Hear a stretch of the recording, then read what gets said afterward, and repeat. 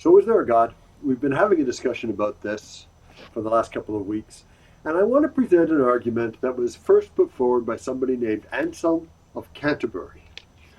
And this is a discussion, this is an argument, believe it or not, that has had an effect on some people such that it has been found to be somewhat convincing. But at first sight, it's not one that most people find convincing. It's called the ontological argument for the existence of God. Here's how it goes.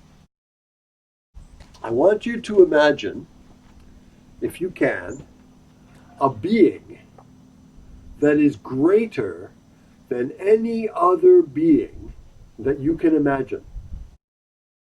In other words, you cannot think of any being that's greater than that being. What do I mean by a being? I mean something that's out there, something that exists, right? The word being simply means existing.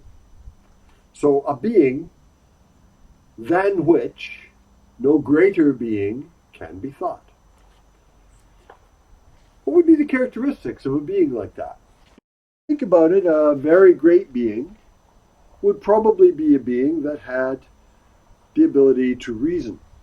It would probably be a being that thinks.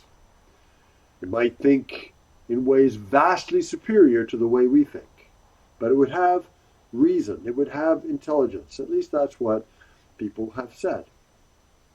It would be an ultimately reasoned being. It would be a being with personhood, perhaps. Or perhaps it would go beyond personhood. That being would be vastly greater than anything we are. In terms of what that being could do, well, that being could presumably do anything. In terms of what that being might know, that being might know, presumably, everything. Where would that being be? Well, hold on. If that being isn't anywhere, if that being doesn't exist in any place in the universe, then a being that did exist in that place and everywhere else would be greater than it, wouldn't it? We're thinking about the greatest being that you can imagine. We're not thinking about something that we've necessarily run into. So this being would have to exist everywhere at the same time. Because if it didn't, then a being who did would be greater. And you can go on. So you've got this idea of omniscience. You've got this idea of omnipotence. You've got this idea of omnipresence. This being would have to be unlimited in time. It would have to be eternal. It would have to be unlimited in time and unlimited in space and unlimited in knowledge and unlimited in ability.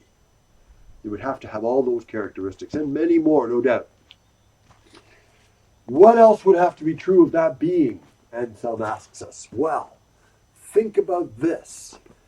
If such a being that we can think about, the being that's in our mind, that has all those characteristics, that makes it the greatest being we can imagine, what if it didn't exist? Could we postulate that such a being didn't exist? Well, think about it for a minute.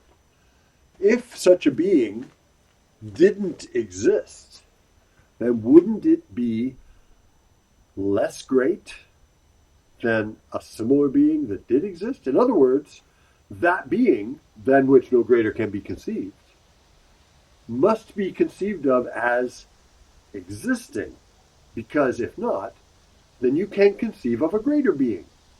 It's the one that does exist. Right? If you think about that being than which no greater can be conceived, and then you say it doesn't exist, then you haven't thought about that being than which no greater can be conceived.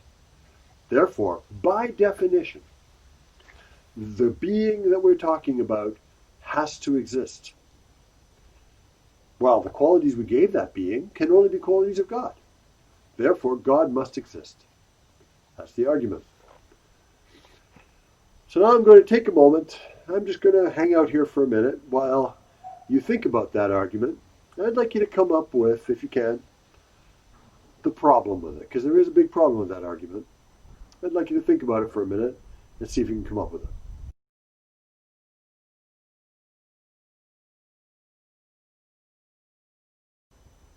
So have you thought about it yet?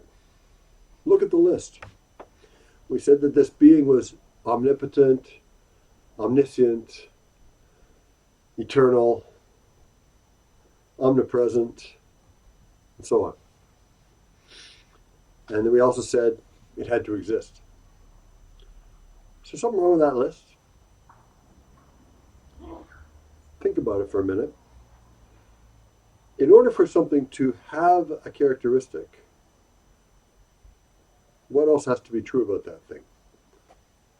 Suppose I had said it had to be red, blue, green, yellow, tall, fat, and it had to exist.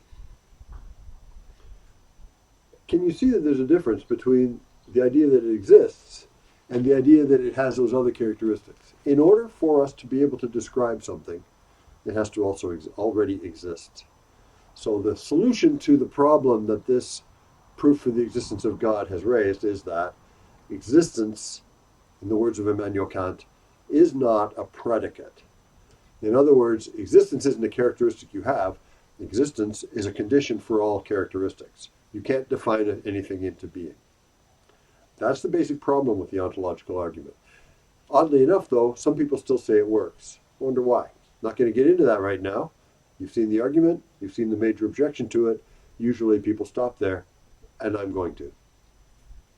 That's all.